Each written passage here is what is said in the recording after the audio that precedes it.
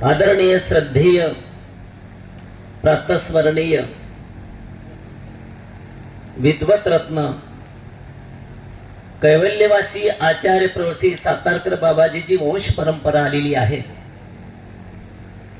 त्या परंपरेतील सर्व संतांनी या कांगबाई या सद्भक्तासाठी आध्यात्मिक विचार प्रेरणा दिलेली आहे आणि त्याच्यामध्ये दुधात साखर म्हणून कैवल्यवासी आदरणीय श्रद्धे बाळकृष्ण दादाजी मस्के भाऊ या व्यक्तीने गीतापाठ शाळेमध्ये हजारो लोकांना उपदेश देऊन साताऱ्याच्या शाळेमध्ये पाठवून त्यांचा धर्म जोपासला आणि या कांगबाई गावाच्या या आध्यात्मिक चळवळीमध्ये त्यांचा सुद्धा सिंहाचा वाटा हे नाकारता येणार नाही।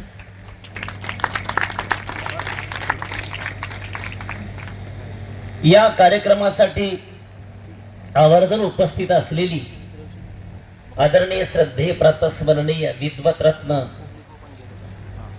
आचार्य प्रवसी सातारकर बाबाजी अर्थात मोठे बाबाजी, त्याचबरोबर कुरुंदा येथे नाळेश्वर येथे चरित्राच्या माध्यमातून ज्याचं मी श्रवण केलेलं आहे ते आदरणीय आमचे श्रद्धेय परमस्नेही सेंगरा दादाजी सातारकर करंजे मठ सातारा, आदरणीय श्रद्धेय प्रातस्मरणीय परमस्नेही सुरेंद्र दादाजी सातारकर, त्याचबरोबर आदरणीय श्रद्धे माझ्यासोबत आलेले श्रीकृष्ण दानपीठाचे संचालक सन्माननीय प्रदीप भाऊजी मस्के, त्याचबरोबर श्रीमान सद्भक्त सासवडे साहेब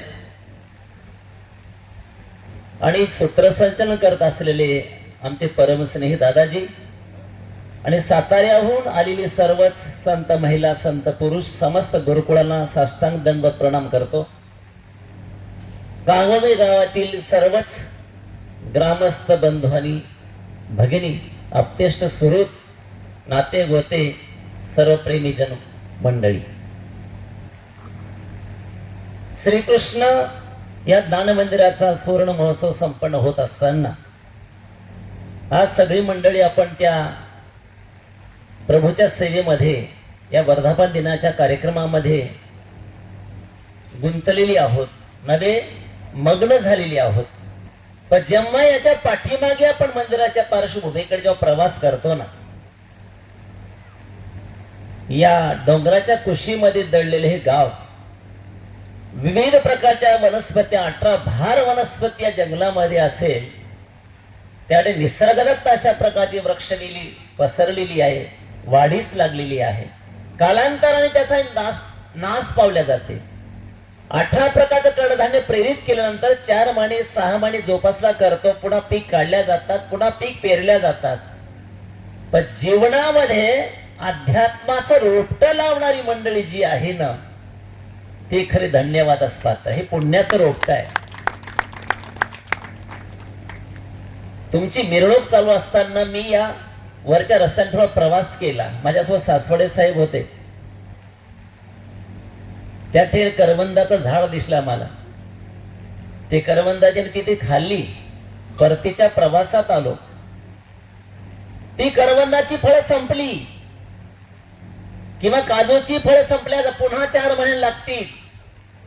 पण हे पुण्याचं अध्यात्माचं रोपट मंदिराच्या माध्यमातून जी लावण्यात आलेलं आहे मंडळी, या झाडाला कोणी हलवावं आणि फळं खात राहावं, हे कधीच झाड जाणार, याचा जिरोदान निश्चित होईल।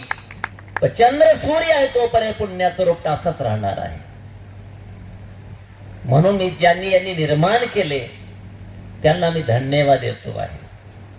आपण ही रोपटी लावणारी माणसं आहोत, आपण ही छोट्या मुला जन्म देणारी हे रोपट आहे, आपलं मुलीचं रोपट आहे, मुलाचं रोपट आहे। शेतकरी वर्ग 18 प्रकारचं कडधान्य शेतामध्ये पिकवत ती रोपट लावणारी आहे, मिरची आहे, वांगी आहे, विविध प्रकारची फळभाजी आपण पिकवतो। परंतु जीवनामध्ये ज्याचं जे भलं होतं ते खरं हे रोपट आहे। सगळ्यांच्या सहयोगातून हे मंदिराची उभारणी झालेली आहे आणि म्हणून मंदिर बांधल्यानंतर मंदिर गावाला बांधतं, तुम्ही घर बांधा, घर तुम्हाला बांधून टाकतं। बघा तुम्ही घर बांधा, घर तुम्हाला बांधून टाकतं. प्रवासात गेलात, घरची चिंता लागते तुम्हाला. लागते ना? खरं सांगा, खोटं बोलू नका. लागते. मंदिर उभारलं, बाबा एखादा मुंबईमध्ये गेला, त्याला मंदिरातली चिंता लागते. बाबाला मंदिरानं बांधून टाकलं, गावाल्याला मंदिरानं बांधून टाकलं, बाबा नाही देवाची आरती केलेली नाही. म्हणून या हिंदू संस्कृतीमध्ये कुठल्याही संप्रदायाचा संत असेल, कुठल्या संप्रदायाची भक्त मंडळी असेल, मंदिराची उभारणी करण्याचा हाच उद्देश आहे की मंदिर तुम्हाला अध्यात्माच्या विचाराने बांधून टाकते. न बोलतं चालतं ते मंदिर आहे. आणि संत हे बोलते चालते मंदिर आहेत, लक्षात ठेवा. ते अबोल मंदिर आहे. आणि जे संत आहेत ना, ते बोलते चालती मंदिर आहे. आणि ज्या गावामध्ये संत आणि मंदिर आहेत, ते गाव धन्यवाद होत असतं, धन्य होत. कारण तिथं संस्काराचं बीजारोपण त्या ठिकाणी मंदिराच्या माध्यमातून केल्या जाते. हल्लीच्या काळात मी मंदिरे महाराष्ट्रभर फिरलो पदयात्रेच्या माध्यमातून. खऱ्या अर्थाने बाबांचा आमचा सहयोग येण्याचं कारण, या मुंबईला येण्याचं कारण, आमचे आदरणीय श्रद्धे प्रातस्मरणीय कवीश्वर कुलभूषण मंत श्री कापूसतळणीकर बाबाजी यांच्या वतीने मला मुंबई पाहायला मिळाली. गेल्या 11 वर्षापूर्वी साताऱ्याच्या आश्रमातील विकास भाऊ जोशी हे यांना पदयात्रेला, बस्के भाऊच्या मंडळींना पदयात्रेला, तीर्थयात्रेला घेऊन जात असत. ते आजारी पडले आणि मग प्रदीप भाऊच्या पुढे आमच्या कोडं पडलं, न्यावं कोणाला? कापूसतळणीकर बाबाकडे प्रस्ताव टाकला, मला कोणते संत पाहिजे. बाबांचा, दादांचा माझा अजिबात परिचय नव्हता. मुंबईचं तोंडही मी पाहिलेलं नव्हतं. मला एका भक्ताची ओळखही नव्हती.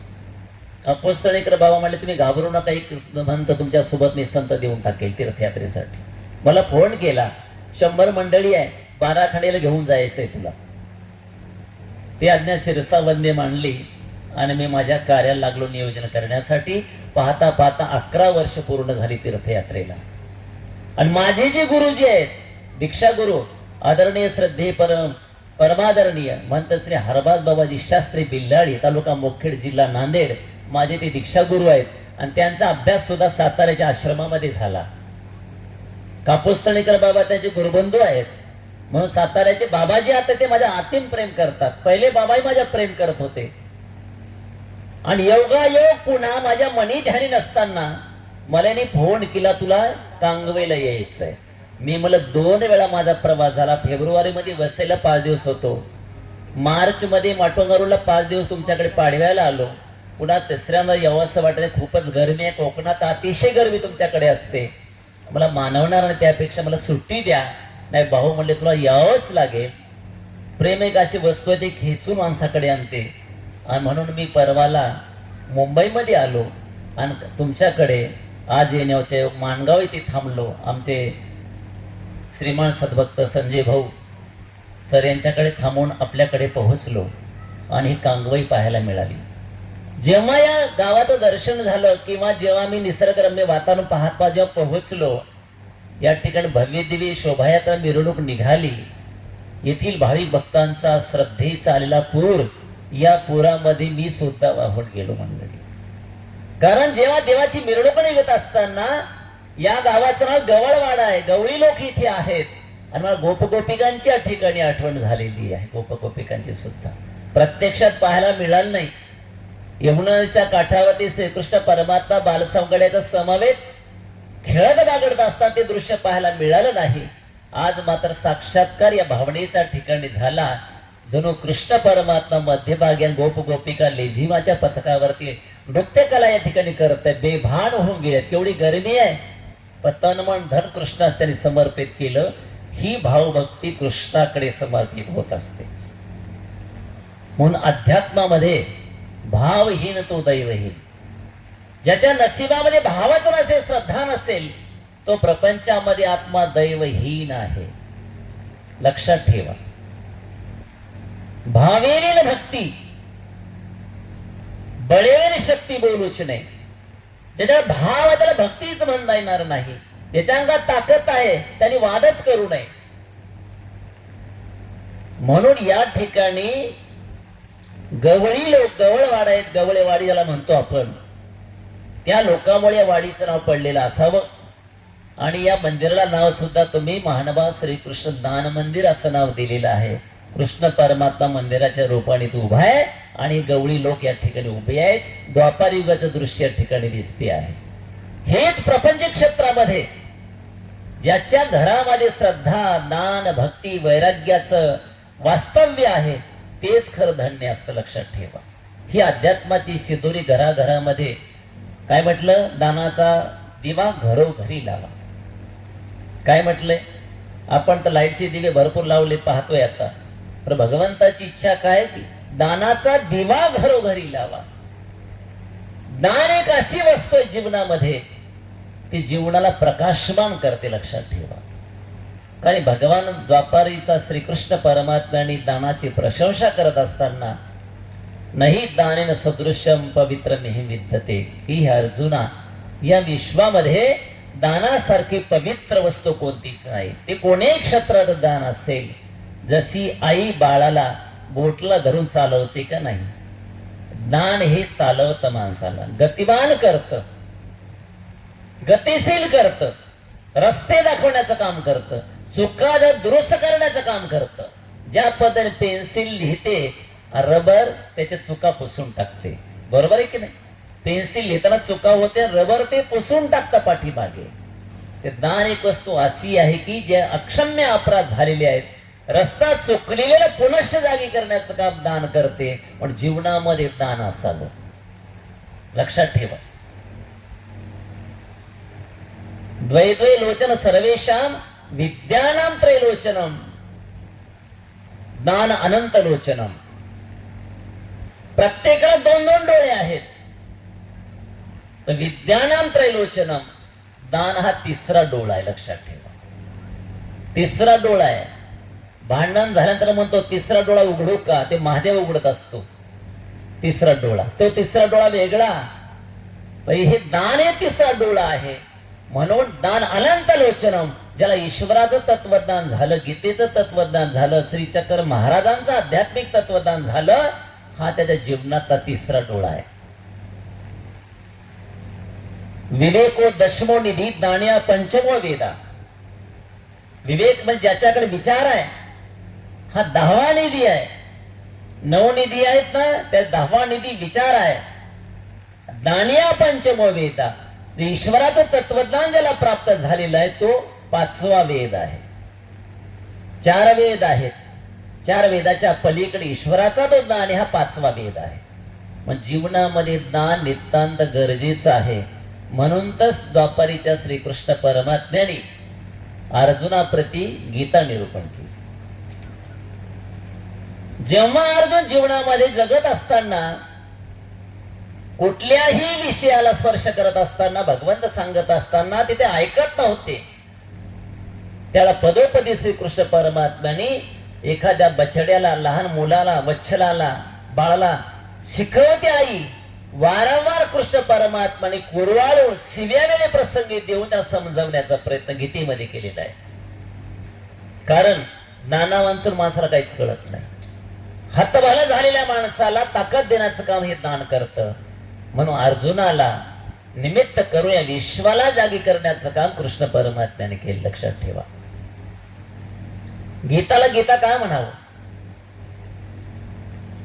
लक्षात ठेवा. गीता म्हणजे गतिशील करणारी, गतिमान करणारी किंवा जीवनामध्ये गीत गाणारी. हे जीवन गाणे गातेची राहावे, पुढे पुढे चालावे, जीवन गाणे गातेची राहावे. गीतामध्ये गीत पण आहे, गती आहे, म्हणून तिला गीता असं म्हटलेलं आहे. नसुद्धा जीवनात गीताचा उच्चार जरी केला, तो गीता जरी म्हटला तरी पाप नसते. लक्षात घ्या. लक्षात ठेवा. आयुष्यभर लीळा चरित्र म्हणला तरी पाप नसते. वाचन बाजूलाच राहिलं. नसुद्धा गीता म्हणला तरी पाप नसते. कारण परमेश्वराचं नाम कृष्ण म्हणल्यावर पाप नसतं का नाही? पापाचे ढिगार नसतात. गीतेचा उच्चार केल्यावर पाप नासाला सुरुवात होते. एवढं पावित्र्य त्या गीतेच्या ग्रंथामध्ये आहे. कारण भगवंताचा साक्षात्कार त्याच्यामध्ये संवाद आहे.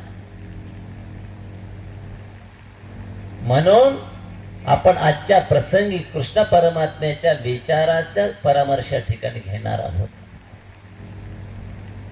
कृष्ण परमात्मा क्षुद्र मनाचा व्यक्ती, हलक्या मनाचा, कृपण मनाचा, संकोचित मनाचा भक्त कृष्ण परमात्म्याला कधीच आवडलेला नाही, लक्षात ठेवा. कृष्ण मंदिरात सांगतो तुम्हाला, कृष्णाला श्रीमंत मनाची माणसं कोणती आवडली माहिती आहे तुम्हाला? समर्थ मनाची माणसं कृष्ण परमात्म्याला आवडली. क्षुद्र मनाचा भक्त परमेश्वर आवडलेला ना, लक्षात ठेवा. तुमच्या डब्यात, टिफिन डब्यामध्ये अर्धी भाकर असेल तर त्या ठिकाणची कोरभर भाकर संतांच्या झोळीत टाकणारा भक्त कृष्ण परमात्म्याला आवडलेला आहे. म्हणून तो कृष्ण परमात्म्याने अर्जुनाला सुद्धा शिव्या दिल्या. क्षुद्रम हृदय दुर्बल्यम त्यक्तोत्तिष्ठ परंतप. हे परंतप अर्जुना, क्षुद्र मनाचा, दुर्बल मनाचा भक्त मला आवडत नाही. जो समर्थ आहे तो धर्म करू शकतो, जो समर्थ आहे तो प्रपंच करू शकतो, जो समर्थ आहे तो परमेश्वर प्राप्त करू शकतो. दुर्बल मनाचा व्यक्ती परमेश्वर कधीच प्राप्त करू शकत, तो प्रपंच करू शकत नाही, नाही करू शकत. आणि म्हणून तर सांगितलं, बैसता समर्थाचे संगती दुर्बलाय होय तृप्ती, जैसे चंदनाचे संगती वृक्षे होती चंदनाची. काय सांगितलं त्याच्यामध्ये?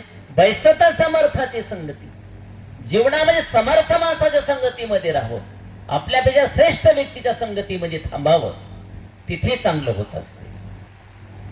निचाश्रय कर्तव्यम कर्तव्यमुचा मनाश्रय आजासय प्रसादे रुडते गदबस्तकी. आपल्यापेक्षा नीच माणसाचा संग कधीच करू नये. आपल्यापेक्षा नीच एखाद्या स्त्रीचा संग कधी करू नका. कोणाचा संग करावा? कर्तव्य महानाश्रय, आपल्या जे श्रेष्ठ विचाराचा संस्कारित व्यक्तीचा आहे त्याचा संगत करावी. कारण एका शेळीने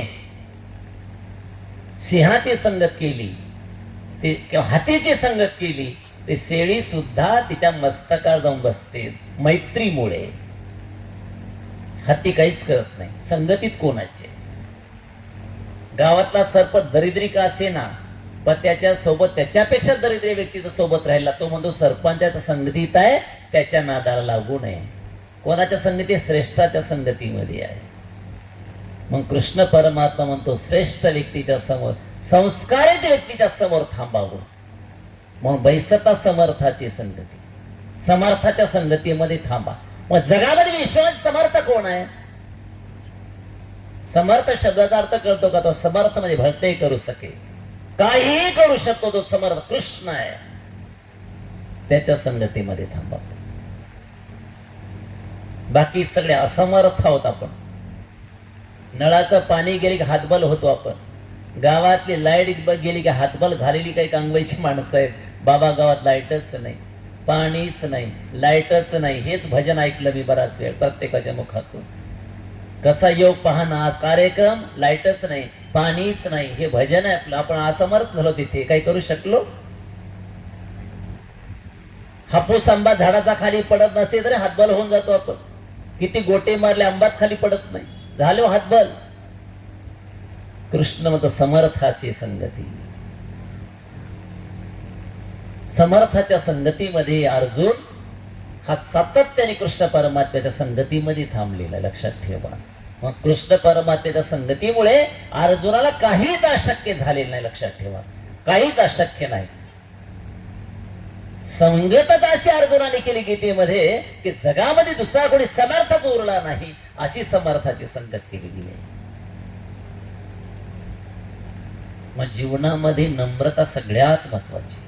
मोठं व्हायचं असेल तर, सगळ्यात लहान व्हायचं असेल, अहंकाराच्या संगतीत थांबा, अभिमानाच्या संगतीत थांबा. लक्षात आलं? बघा ना, तुम्ही विहिरीमध्ये पवरा जेवढा सोडल्या जातो ना, दोर बांधून, पवरा असा ताट उभा राहिला तर त्याच्यात पाणी येत नाही मंडळी. विहीर आहे तो टपली शेजारी, दोर ढिल्ला सोडा लागतो, पवरा खाली वागतो, त्याच्यात पाणी येतं, तो सरळ वर येतो, तुम्हाला पाणी पाजतो. तो स्वतःही धन्य होतो पवरा आणि दुसऱ्यालाही धन्य करतो, कारण तो विहिरीच्या पुढे वाकडेला झुकले नम्रभूत झालेला आहे. म्हणून अर्जुन करिष्य वचनम तव, इथे वाकला, नतमस्तक झाला. नष्टो स्मृती लब्धा त्वत्प्रसाद म्हणायचं होतं. तुझ्या कृपा प्रसादाने माझा मोह नष्ट झालेला आहे. करिष्य वचनम तव, तू म्हणेल ते मी करणार आहे. कृष्णा तू सांग मला फक्त. जीवनामध्ये ऐकलं पाहिजे. आपण ऐकतच नाही. ऐकतो आणि सोडून देतो, ऐकतो आणि सोडून देतो, काही शिल्लकच ठेवत नाही. एका सद्भक्ताकडून, एका परिवाराकडून, त्याच्याकडून अशाच प्रकारच्या व्यक्तीचा एक अपघात होतो आहे. त्याच्यावर केस होते. वकिलाकडे तो जातो. वकिला राय विचारतो, मी काय करू? वकील म्हणतो, तो वेड्याचं सोंग घे, काहीच बोलायचं नाही. मग ते म्हणलं, काय म्हणू, काय निकाल लागताना म्हणू काय? तो म्हणतो, फक्त ब्रूम म्हणायचं. काय म्हणायचं? ब्रूम, दुसरा शब्दच बोलायचं नाही. ते म्हणले, तुमची फीस किती असणार आहे? ते म्हणले, माझी 40,000 रुपये फीस आहे. जास्त काय, तू गरीब आहेस, फक्त 40,000 रुपये फीस दे, तुझा निकाल लागण्याचं काम माझ्याकडे आहे. एवढाच म्हणायचं, ब्रूम, दुसरं काहीच पुढे बोलायचं नाही. बऱ्याच दिवस पेशा वगैरे केल्या, केस बोर्डावरती आलेली आहे. त्याला हजर केलं. जेच विचारतो, तो खून केला का? तो म्हणतो, ब्रूम. तुझ्यासोबत कोणी होतं का? म्हणजे ब्रूम. मारण्याचं कारण काय होतं का? म्हणलं, ब्रूम. ते म्हणले, हा मनोरुग्ण आहे, जे जण त्या निर्दोष सोडण्यात आलं. इकडं वकिलाला आनंद झाला, माझे 40,000 रुपये घट्ट झाले. निकाल लागल्याबरोबर तो धूम ठोकली आणि कोर्टाच्या बाहेर पळून गेला. वकील म्हणतो, भल्या माणसा, माझे 40,000 रुपये. तो म्हणतो, ब्रूम. वकिलाला उत्तर काय दिलं? म्हणजे ब्रूम. माझे पैसे आणि निकाल लागला तुझ्यासारखा, म्हणजे ब्रूम. मंडळी, विचाराचा डोक्यात शिरकाव झाला पाहिजे. जन्मोजन्मी अशा कथा ऐकल्या, जन्मोजन्मी असे कार्यक्रम जर केले आपण वर्धापन दिनाचे, हृदयात काही शिरकाव होत नसे, इथे डोक्यावून जात असे तर उपयोग काहीच होणार नाही आपला. विचाराचा शिरकाव झाल्यानंतर माणसं देव माणसं बनतात. लक्षात ठेवा,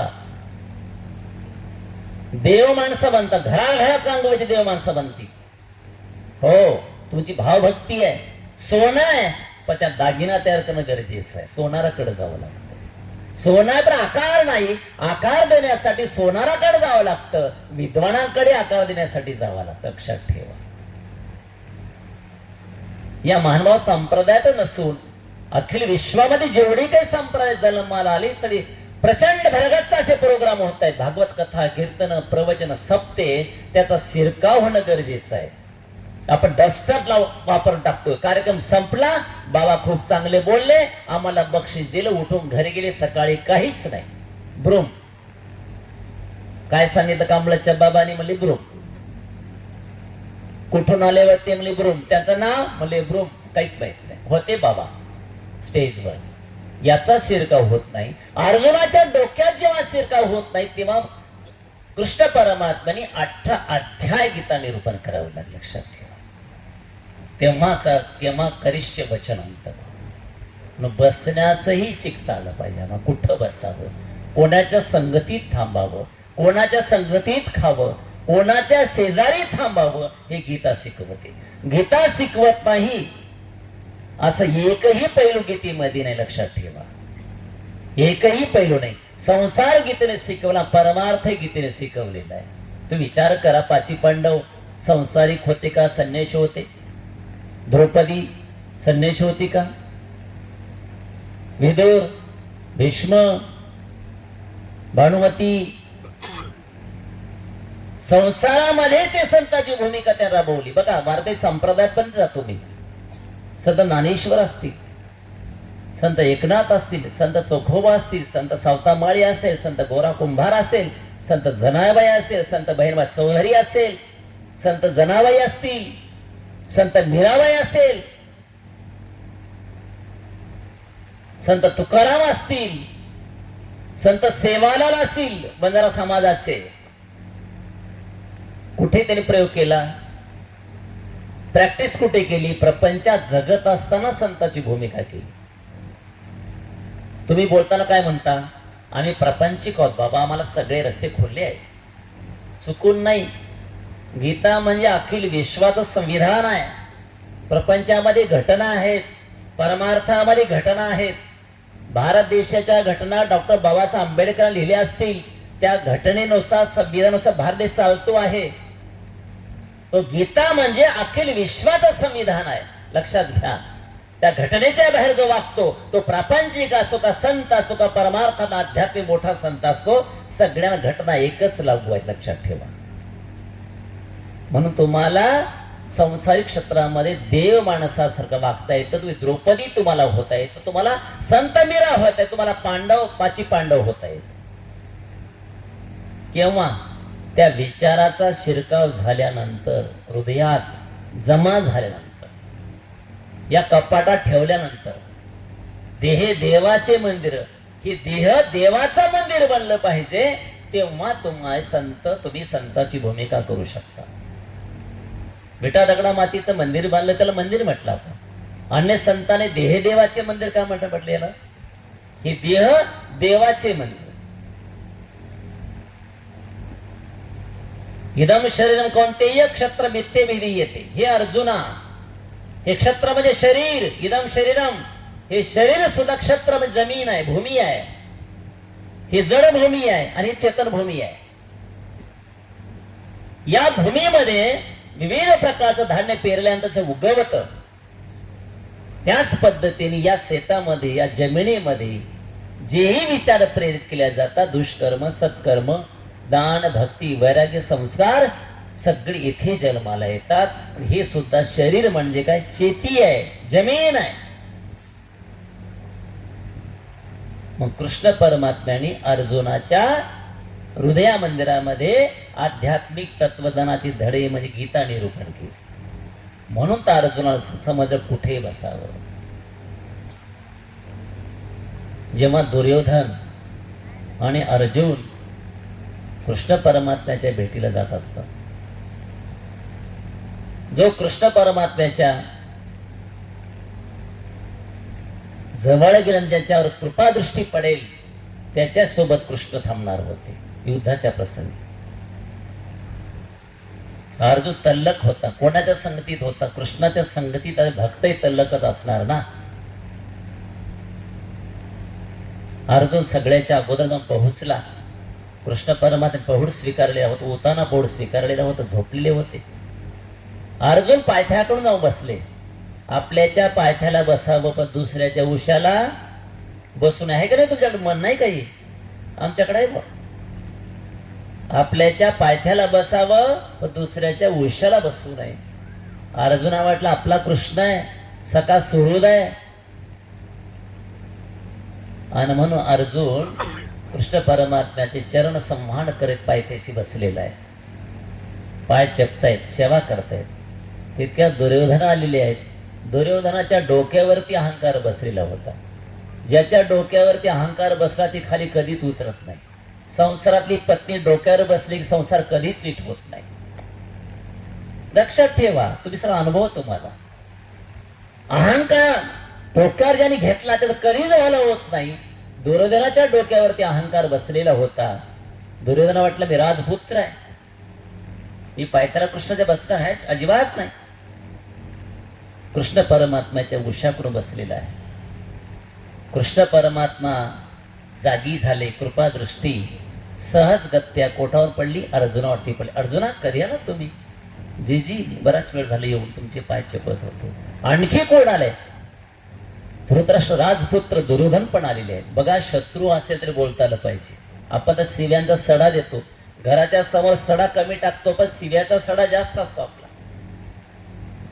शत्रू असताना हे अर्जुन म्हणले धृतराष्ट्र राजपुत्र दुर्योधन पण आलेले आहे. बघा, असं शत्रूलाही बोलता आलं पाहिजे माणसाला. हे तर गीता शिकवते.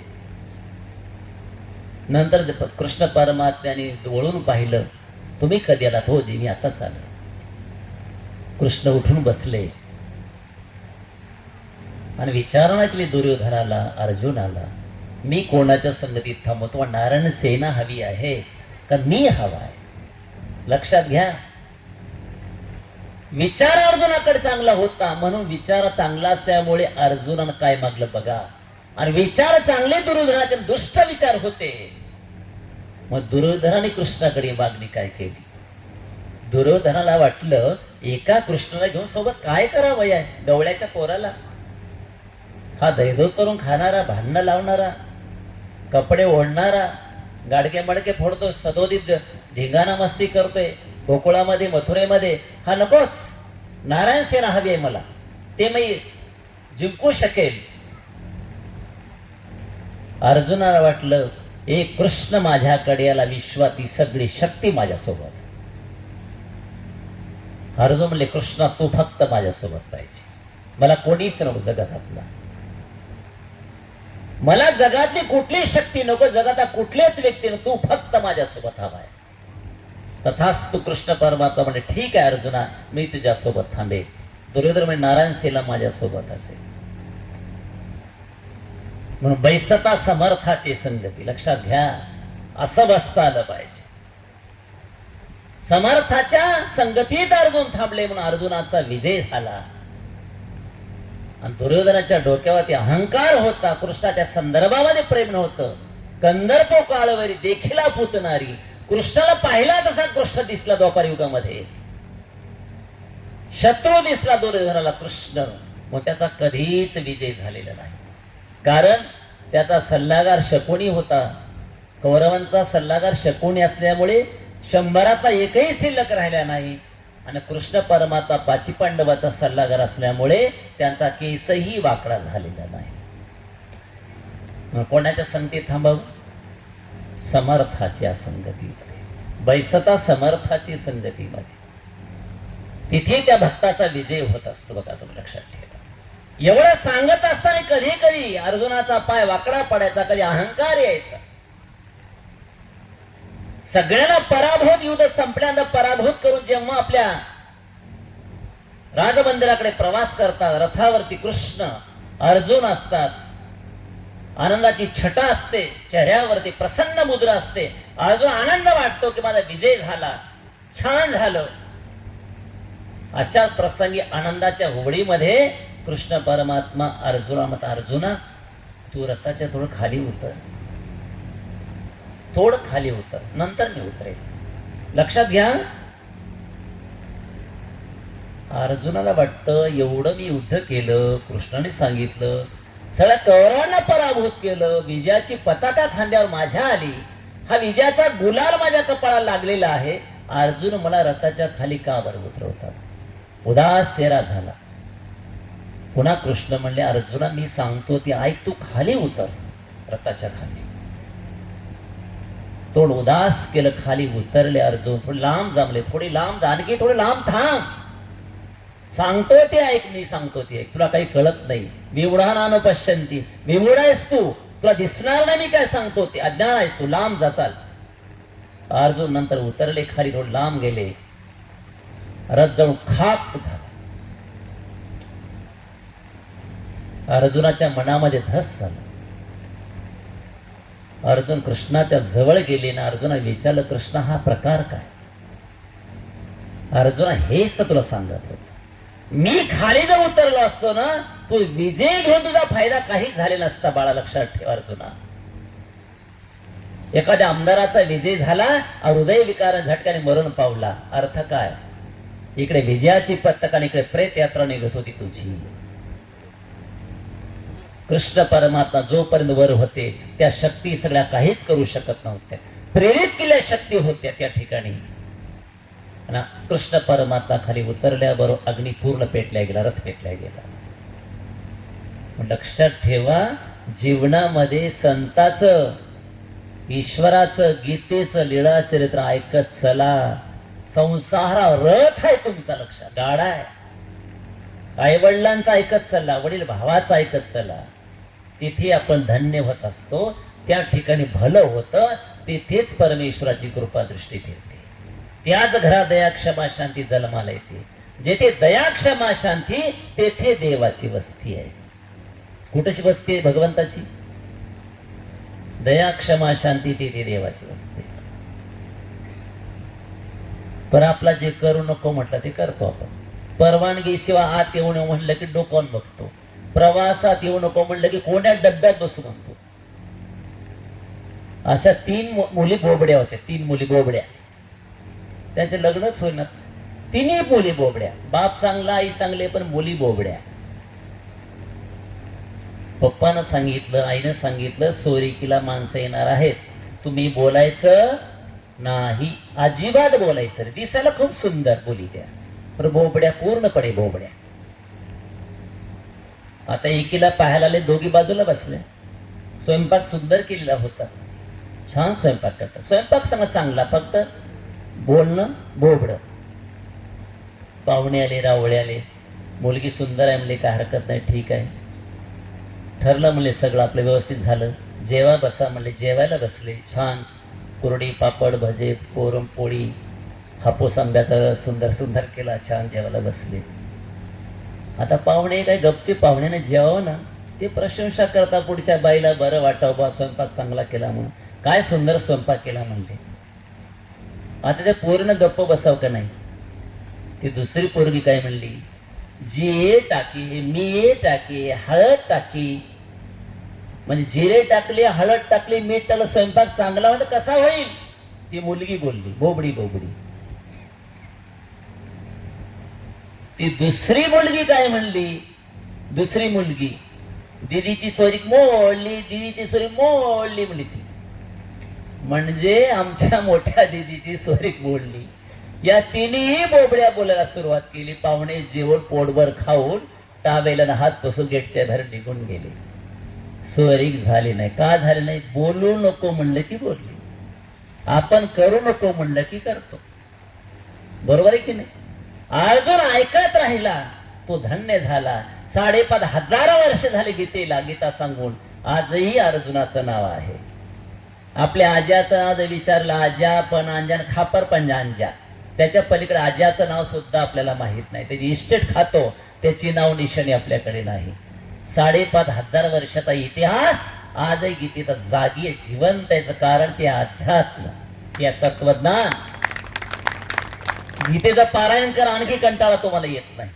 सतत एकच पिक्चर बघा, पाहू वाटत नाही तुम्हाला. सतत हापूसाबा 2-4 दिवस खाऊ वाटणार नाही. मग गीता ऐकत राहा, आणखी ऐकतच राहा वाटते. किती मोठं आयुष्य आहे. जीवनामध्ये हे भगवंताचं तत्वज्ञान आहे. व्यक्तीसाठी व्यक्ती बदलतं, पण तत्व कधीच व्यक्तीसाठी बदलत नाही. त्याचं नाव तत्वज्ञान आहे. म्हणून या कृष्ण मंदिराच्या माध्यमातून तुम्हाला गीतेची पुरेपूर जाणीव असणे नितांत गरजेची आहे.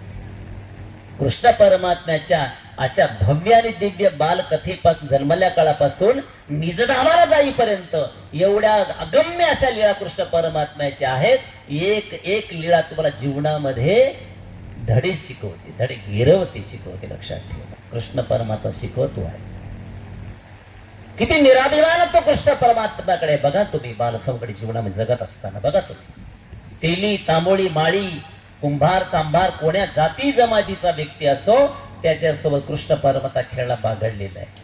कधी म्हणला का मी नंदाचा मुलगा आहे, वसुदेवाचा मुलगा आहे, यशोदेचा वत्सल आहे, मी श्रीमंत घराचा आहे, राजाचा पुत्र आहे, आणि या व्यक्तीचे मी या बाळगोपाळच्या समगड्या सोबत मी यमुनाच्या काठावरती खेळ कराव्यात, सगळ्यांची शिदुरिका जरी सोडून खावी, कधीच कृष्ण परम स्पर्शही केलेला नाही विचाराला. हे तर मग श्रीमंत माणसं, श्रीमंत मन पाहिजे माणसाचं. ही श्रीमंती आहे. आपण 2-4 मजली घर बांधले की लगे आपला रस्ताच पुरत नाही. रस्त्याने चालताना आपले हात असे त्या विमानासारखे हात, आपले पंख बाहेर चालतात असे रस्त्याच्या बाजूला. आपलं चालणं बदलून जातं, आपलं पाहणं बदलून जातं, आपलं हसणं बदलतं. खोटं आहे का मी बोलायला? मान हलवत जा. देवाचं मंदिर आहे इथं पुढे, आणि इथं सभामंडप आहे, साधू बसले. खोटं बोलायचं नाही अजिबात, खरं बोलायचं. असं होतं का नाही? शेजाऱ्याला तुच्छ लेखता का नाही तुम्ही?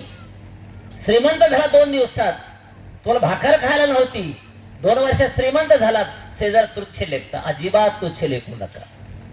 ही सावली आहे श्रीमंतीची, गरिबीची. लक्षात, परिवर्तन होणार आहे. मग कृष्ण परमात्मा कधीच अहंकाराला स्पर्श केलेला नाही. किती संवादात्ता कृष्ण आहे. यमुना नदीच्या निखळ वाहणाऱ्या पाण्याच्या सोबत खेळत असताना कृष्ण परमात्मा गाई गोधनाच्या सोबत खेळत असताना की निर्वैर कृष्ण परमात्म्याचं वर्तन होतं. बघा तुम्ही, किती प्रेमळ वर्तणूक होती कृष्ण परमात्म्याची, किती समरसतापणा होती, किती सलोखा होता जाती जमाच्या संदर्भामध्ये. सगळ्यांच्या शिदोऱ्या वेळ सोडायचे कृष्ण परमात्मा. ते बाकीचे म्हणायचे नाही, श्रीमंताचा मुलगा आहे, गवळ्याचा मुलगा जरी श्रीमंताचा आहे, नंद यशोदेचा पुत्र आहे, किती कोमळ आहे, आणि त्याला चांगले चांगले पदार्थ, मऊ पदार्थ काढून ठेवायची ती मंडळी, त्याचे सवंगडी मित्र वर्ग. कृष्ण परमात्माने तसं नाहीये. सगळ्यांच्या शिदोऱ्या सोडा, सगळ्यांच्या शिदोऱ्या एका जागी करा, सगळ्यांचा काला एका जागी करा, मग आपण सगळे खाऊया. कृष्ण परमात्मा एकच विचार होता, परमेश्वर समदाता आहे. एकाच आज रुचकरांना खाल्लं तर त्यालाच पुण्य लागेल, त्याचाच उद्धार होईल, तेही त्या मुलाचा उद्धार होणार नाही. त्यासाठी सगळ्यांचं सारखंच पुण्य सगळ्यांना गेलं पाहिजे.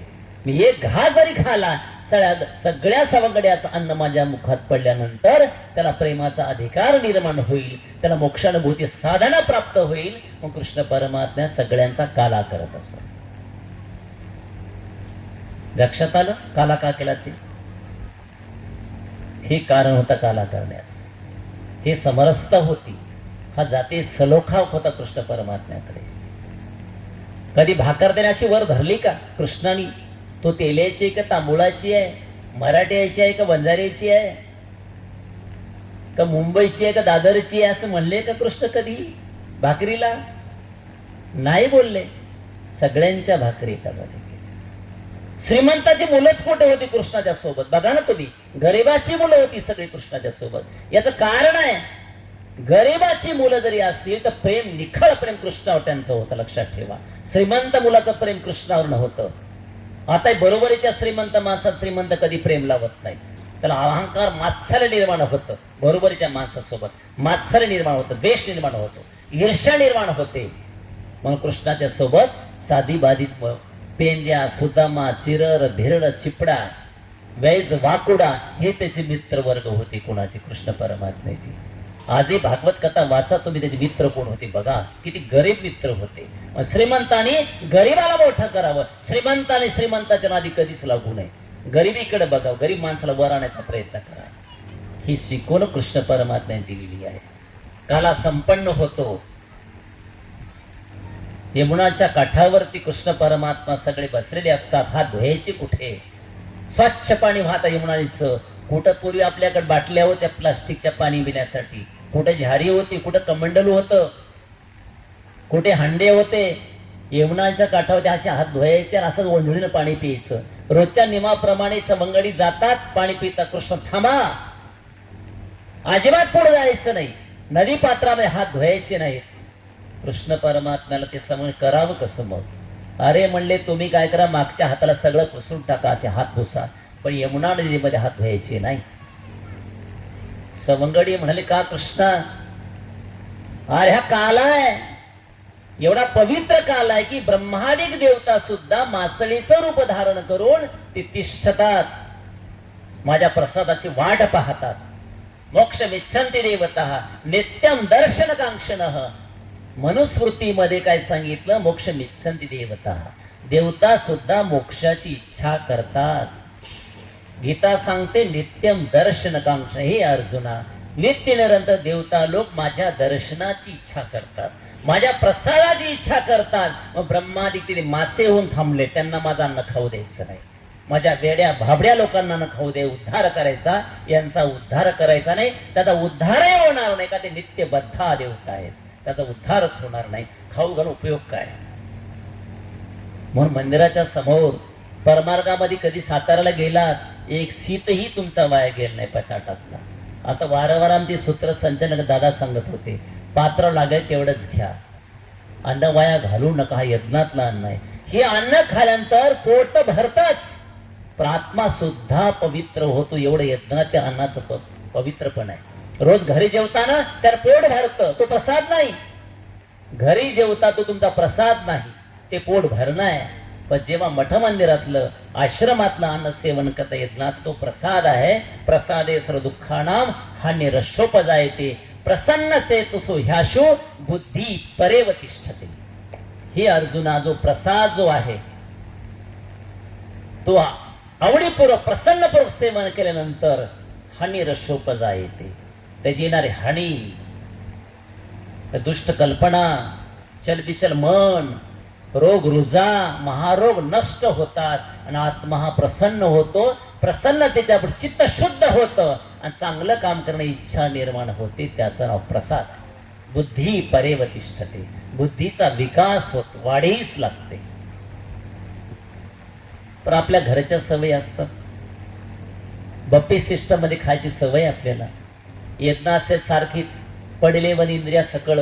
आपण पाटील की आपल्या अंगात असते थोडी खाताना सुद्धा ताट पुसून खा वाटत नाही, पिऊ वाटत नाही. चांगल्या घरचं लेकरू आहे, ताट पुसून कसं खावं, स्वच्छ कसं वाटतं तुम्हाला, लाजता तुम्ही. एवढाले मोठे संत ताट धुवून का पितात? त्याचं कारण आहे. भगवंत म्हणतो एक मुंगीला सीप सुद्धा तुझं वाया गेलं नाही पाहिजे. एवढं परमेश्वराच्या त्या प्रसादाचं महत्व आहे, लक्षात ठेवा.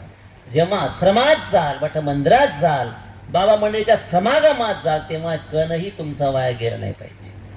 आणि जो अन्न पाणी वस्त्र वाया घालतो तो पुढच्या जन्मात 100% भिकारी होतो.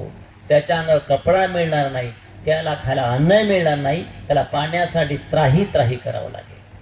अवनी, म्हणजे अन्न, अवनी शब्दाचा तर पृथ्वी, म्हणजे अन्न, व म्हणजे वस्त्र, नी म्हणजे निवारा. लक्षात आलं? आयुष्यभर ध्यान ठेवा. श्रीमंत असा गरीब असा, अंगाचे कपडे फाटल्याशिवाय कपडे घालून फेकून देऊ नका. अन्न पोट भरलं फेकून देऊ नका. लागेल तेच घ्या. हे तत्वज्ञान मानव संप्रदायाचं आहे. लीळा चरित्रानं तुम्हाला बसावं कसं, उठावं कसं, खावं कसं, प्यावं कसं, कुठं बसावं, कुठं उठू नये, काय करावं, कोणाची भक्ती करावी, काय होतं, हे तत्वज्ञान लीळा चरित्र गीतेने तुम्हाला शिकवलेलं आहे. लक्षात आलं? हे शिकवलंय. नुसते चरित्र डोक्यावर घेऊन फिरू नका. या विश्वाचे सगळे ग्रंथ डोक्यावर जरी बांधले चुंबळ करून आणि याचा शिरकाव हृदयात होत नसेल, काहीच उपयोग नाही. आपला लक्षात ठेवा, काहीच उपयोग नाही. लक्षात आलं? पुस्तक वाचल्यानंतर मस्तक सुधारते. लक्षात घ्या, पुस्तक वाचल्यानंतर मस्तक सुधारते. कुठं नतमस्तक व्हावं ते पुस्तक शिकवते. लक्षात ठेवा. म्हणून लीळाचरित्र वाचा, गीता वाचा, सात्विक ग्रंथ वाचा. एक एक श्लोक त्याचा शिरकाव तुमच्या हृदयात झाला पाहिजे. एक लिगळाचा शिरकाव हृदयात झाला पाहिजे. तुम्ही मन देव माणसं बनला, शांत बनला. कोण्या प्रसंगी समर्थ वाद तुमच्याकडे निर्माण होणार का? त्या अध्यात्माची शक्ती तुमच्या हृदयात प्रविष्टित होत असते. एकांक पूर्वाद उत्तरार्ध लीळा पाठ असतील, हृदयात शिरकाव नसेल, कृतीशील विचार नसतील, काहीच उपयोग नाही भाऊ, काहीच उपयोग नाही. कपाट भरून काही उपयोग नाही. आपले कपाट भरलेली आहे, त्याला कुलूप लावून काचे म्हणून फक्त बाहेर दिसत आहेत, आहे का नाही? आमच्याकडे बाबा सगळे ग्रंथ आहे. तुझ्याकडे सगळे ग्रंथ आहे, तू शांत का नाहीस? मग नाही, ग्रंथ कपाटामध्ये. या कपाटात कुठं आहे? या कपाटात काहीच नाही ना. हे कपाट खुललंय. अर्जुनाचं कपाट पूर्ण भरलेलं होतं अध्यात्माने. म्हणून अर्जुन हा सखा भक्त कृष्ण परमात्म्याचा बनलेला आहे. पाचवी पांडवापैकीही निस्सीम प्रेम कृष्ण परमात्म्याचं कोणावर होतं मंडळी? अर्जुनावरती. कारण सकळ सामग्रीवंत होता, दसछंदी प्रज्ञावंत होता, सांगलेलं ऐकत असल्यामुळे कृष्णाची पूर्ण मर्जी अर्जुनावरती होती. बरोबर आहे की नाही? सुभद्रा एवढी सखी भय असतानाही सुभद्रेचं एवढं प्रेम होतं का कृष्णावर? चिंधीच्या प्रसंगी कृष्ण नेहमी भांडायची सुभद्रा. द्रौपदी तुझी मानस बहीण मानतोस तू, कृष्णा तुझी सखी बहीण नाही, रक्त नातेची नाही, काहीच नाही, ती सखी बहीण असं माझ्यावर प्रेम करत. उठलं की त्या द्रौपदीचं नाव घेत असतो. बायाचे भांडणं फार सुंदर असतात, आहे का नाही? बराच वेळ जाऊ दिलं कृष्ण परमात्मा. एक नाटक केलं कृष्णाने, खरंच प्रेम तुझं आहे का असं बघूया. आणि कृष्ण परमात्मा बोट कशा तरी कापून घेतला आणि सुभद्रेकडे कृष्ण परमात्मा गेले.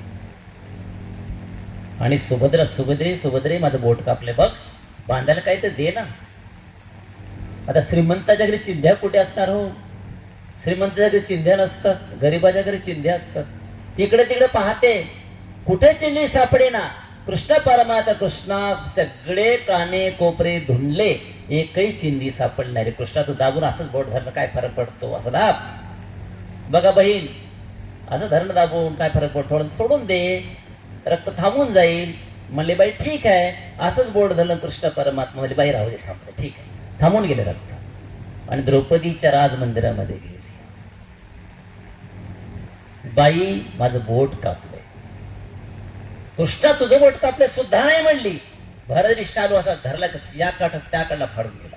क्षणाचाही विचार केला नाही आणि कृष्ण परमात्म्याच्या करांगणावरती बांधून टाकलं.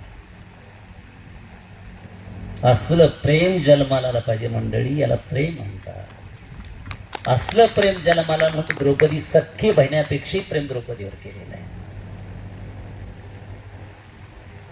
भर जरी फाडून सेला, भर जरी फाडून सेला, चिंधी बांधिते द्रौपदी हरीच्या बोटाला, चिंधी बांधिते द्रौपदी हरीच्या बोटाला.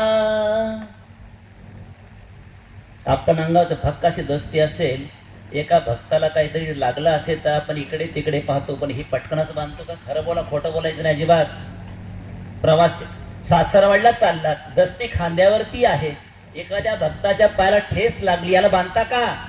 खोटं बोलायचं नाही, बोला ना पटकन. मग कृष्ण कसा संग राहील तुमच्या? कृष्णा धावरे लवकरी, संकट पडली भारी, कसं चालेल? आधी द्या धन मग घ्या. केला का विचार द्रौपदीने? म्हणून पदोपदी कृष्ण परमात्मा द्रौपदी सोबत व्हायचं कारण ते आहे. त्याचं कारणच ते निश्चिम प्रेम, अभंग विश्वास, आढळ विश्वास, अक्षय विश्वास कृष्ण परमात्मा द्रौपदीचा होता. मग कृष्ण परमात्मा सख्या बहिणीपेक्षाही प्रेम द्रौपदीवरच केलेलं आहे. आता सख्खे भाऊ सख्खे बहिणी असतात, प्रेमच नाही. स्नेहे बंधू विना, भार्या भृत विना, नदी जल विना, दीपा विना मंदिरा. सांगा ना, नदी पात्र मोठं आहे, पाणीच नाही. गाय आहे, कल्पतरू गाय आहे का म्हणजे दूधच नाही का? नाही. भार्या भृतविना, खूप दिसाय सुंदर सुंदर स्त्री आहे, भृतूच नाही, मालकच नाही आहे. दिवा खूप छान आहे, मध्ये तेल नाही, दीपच चालत. मंदिर आहे, दीपाविना मंदिरा, मंदिरात दिवाच नाही, शोभा आहे का? तसं जीवनामध्ये प्रेम जर नसेल, स्नेहे बंधुविना, स्नेह नसेल तर भाऊ सुद्धा आपला होऊ शकत नाही. नाही देवावरी भावना,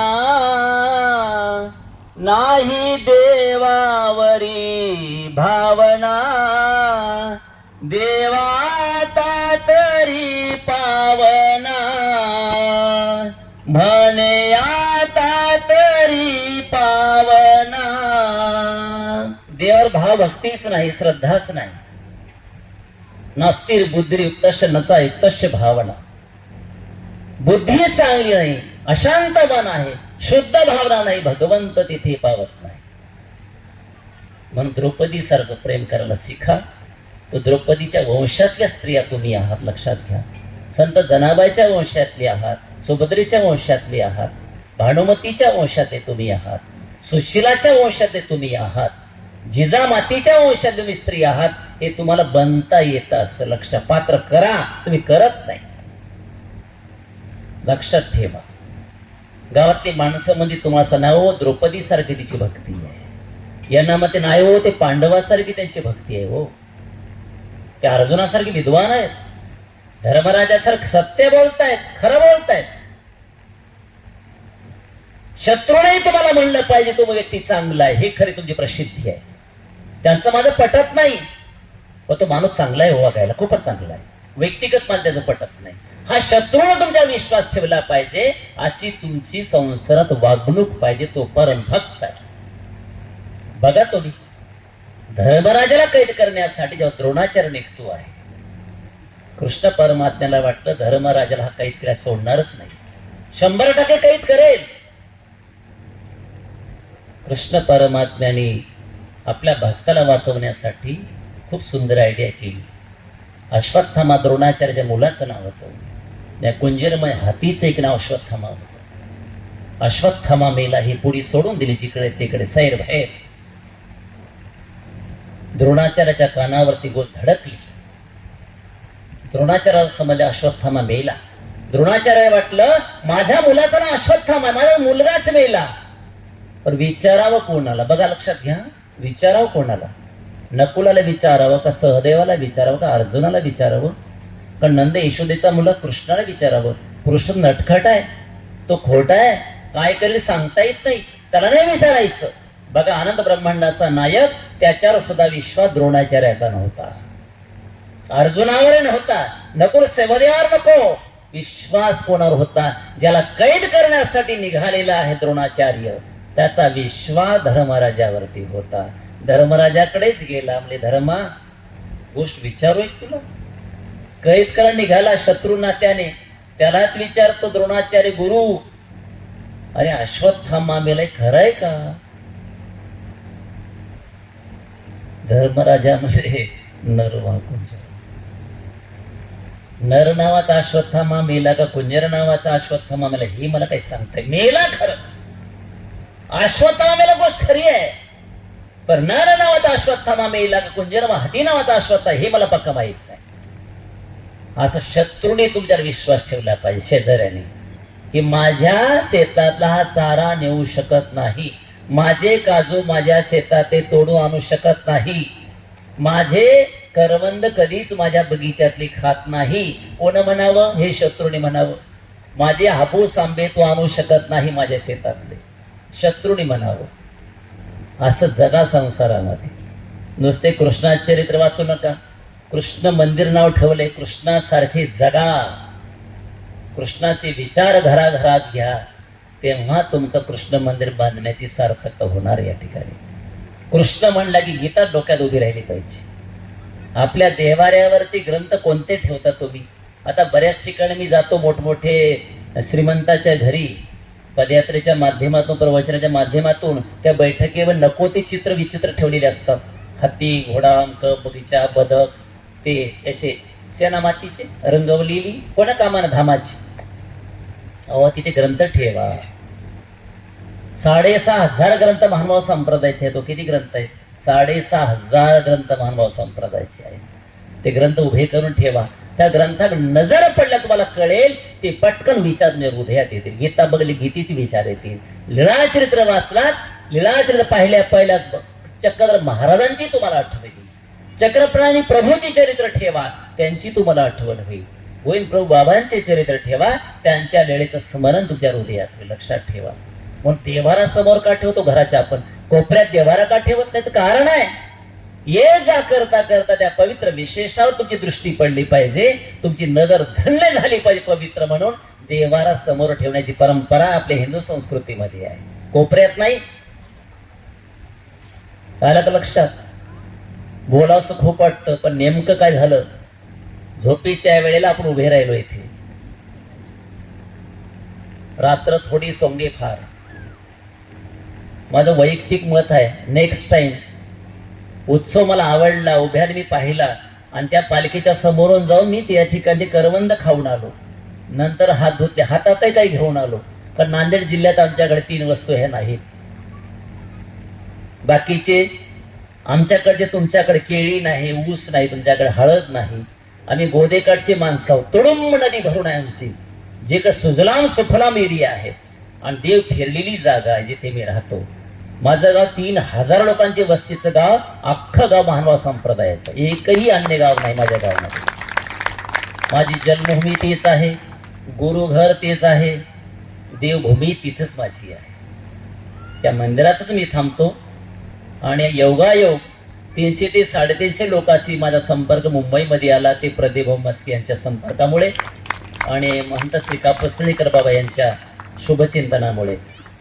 म्हणून म्हणलं या कांगवेला याची मला शिवपूरला तुमची जी श्रद्धा आहे, भक्ती आहे, ती मी स्वतः आत्मसात केलेली आहे.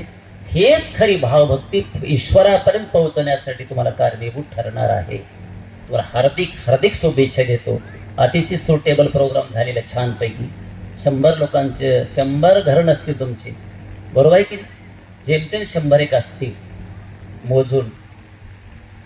रीतरिवाज छान आहे, घरं संस्कारित आहेत, सगळ्यांना वळण आहे, छान आनंद वाटला मला. मी धन्य झालो या ठिकाणी येऊन. भाऊला मी म्हणतो माझी तब्येत साथ देणार नाही हो, कांगवे खूप लांब आहे, हे 610 किलोमीटर प्रवास, नांदेड ती मुंबई, आणि 240 किलोमीटर पुन्हा ही इथे गवळे वाडा, इथं मला शरीर साथ देणार नाही म्हटलं, झोप होणार नाही. त्याला मी नाही काय तुम्हाला, मी असं काय घोरकड मुंबई आहे म्हणलं इथं. ठीक आहे चला मग. दुपारी विश्रांती झाली. तुमच्या दर्शनाने मी पण धन्य झालो. समस्त गुरुकुळ सातारची कंपनी या ठिकाणी इथं आली, संत महिला बाबा आलेले आहेत. सगळ्यांचं दर्शन घडलं. मला हे सेवा घडली. या मंदिराच्या कृष्णचरणी समर्पित करतो. या विचार आपला आत्मसात करावे.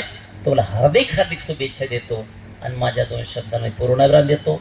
एकदा मात्र वर हात करून 5 अवतारा जय घोष करूया. वर हात का करायचं माहिती आहे तुम्हाला? काय कारण आहे? युद्धामध्ये पराभूत होत असताना युद्धाचा नियम आहे, असे वर हात करून गवताची काडी तोंडात घेतल्यानंतर पुढचा शत्रू कधीच मारत नाही. हा नियम कुठला आहे? युद्ध प्रसंगी आहे. मग आपल्याला कोणी मारू नये, आपल्याला कोणी विघ्न होऊ नये म्हणून भगवंताच्या पुढे आपला असे हात वर करून शरण जायचं. लक्षात आलं का तुम्हाला? श्री गोपाल कृष्ण महाराज की, श्री दत्तात्रेय महाराज की, श्री चक्रपाणी महाराज की, श्री गोविंद प्रभु महाराज की, सर्वज्ञ श्री चक्रधार स्वामी की. दंडोत प्रणाम.